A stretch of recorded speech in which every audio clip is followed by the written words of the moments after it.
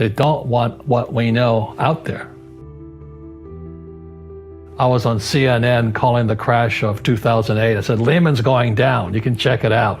And we had Gene Chatsky, who represents Wall Street, you know, the mutual funds and 401k guys.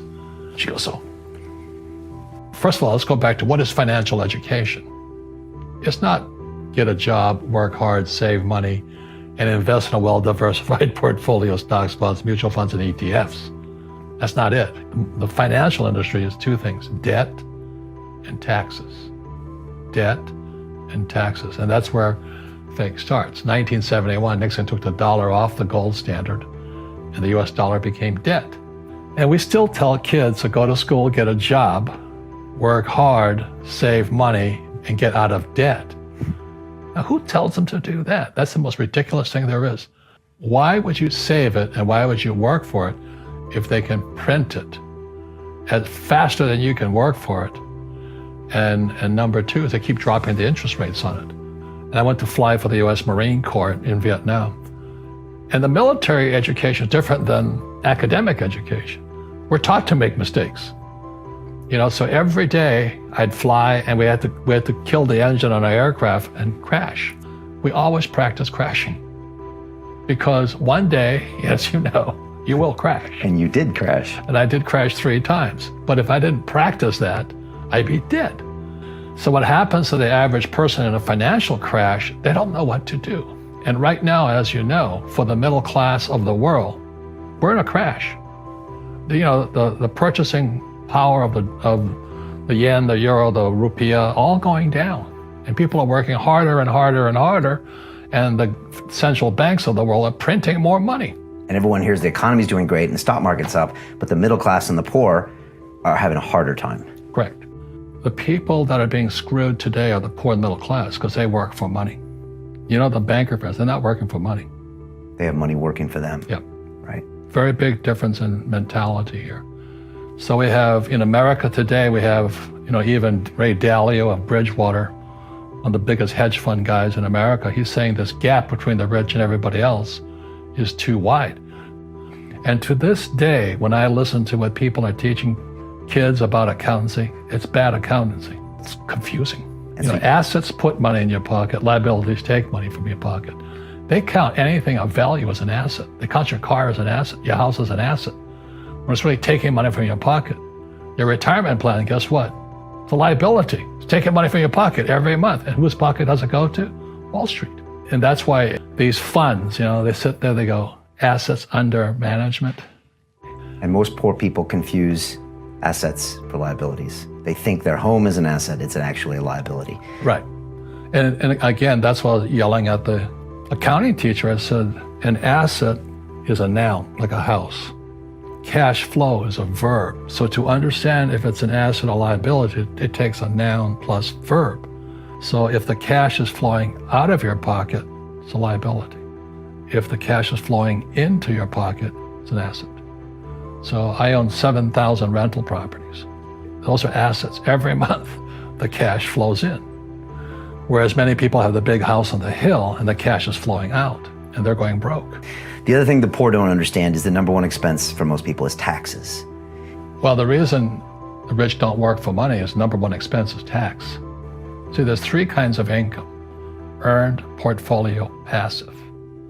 So earned income is if I get a job, that's earned income. If I'm a doctor or a programmer, that's earned income because I'm working for it. If I buy, let's say, Apple for $10 and I sell it for $20, that's portfolio income, capital gains. Yeah. But passive income, which is cash flow, is never taxed.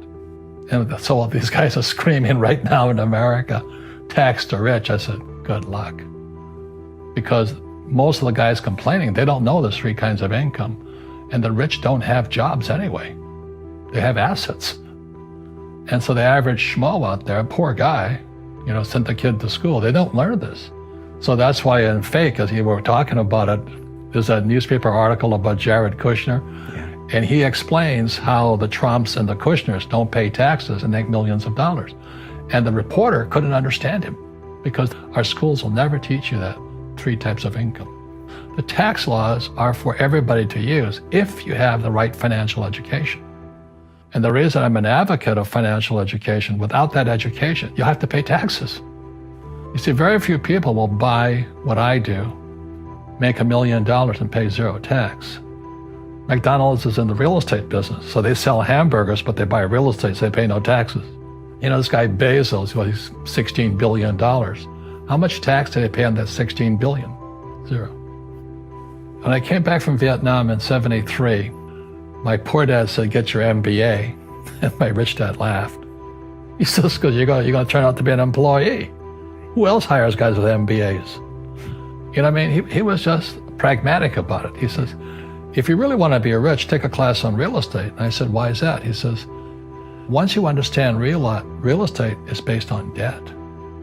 And he says, you will learn how to use debt as money, because that's what happened in '71. The US dollar became debt. Right.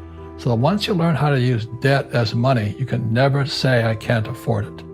After the crash of 2008, the banks gave me $300 million tax-free to buy real estate that the idiots had lost. I hate this, and they were idiots because the prices were so high. Why would you buy it at the top of a market? Don't you know that's going to crash? They, oh, no. This is, that was the subprime, was the derivatives market, the MBSs and all that stuff, had driven the price of real estate so high, and the rest of us were just waiting. And then when the whole thing came crashing down, all this real estate was now available, and they needed, the Fed and those guys in the Treasury needed guys like us to go in there.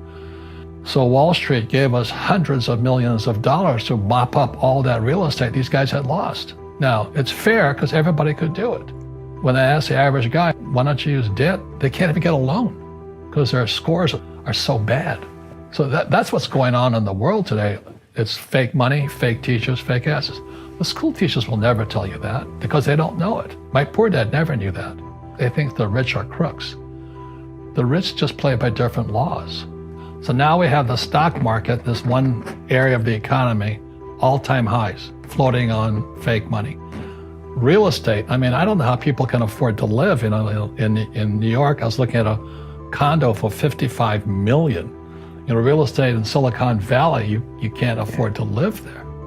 And then all these companies started borrowing money, so the economy's good, and unemployment's low and all this. They say there's no inflation, but have you seen the price of food, real estate, and student loans and medical? It's a bubble, So now what's going to happen is the baby boomers, my generation, are going to start to retire. There's no money there. Social Security is broke, pensions are broke, the students are broke. They're screwing everybody with debt. This is called, not economics, this is called bubblenomics. But they'll never teach you this in school. And why do they keep printing money? Because they want to save something. Because it's an addiction. This is like heroin. The moment you take that one hit, they say, okay, I'll quit next week. And the economy gets worse, so they go.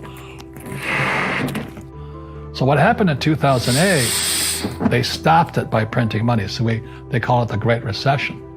But they didn't really fix anything. Derivatives went from 700 trillion to 1.2 trillion today. This is what's going on in the world economy today. So the baby boomers are going to retire now. Student loans are bust. So do you have to be an economist to say what's going to happen? We're fighting a 12-year war now. Entitlements are going through the roof. National debt to GDP is 109 in America, 109%. 90% is too late. We have to keep printing now. So this is called bubblenomics, and this is what's going to happen. Scary stuff. It's happened throughout history.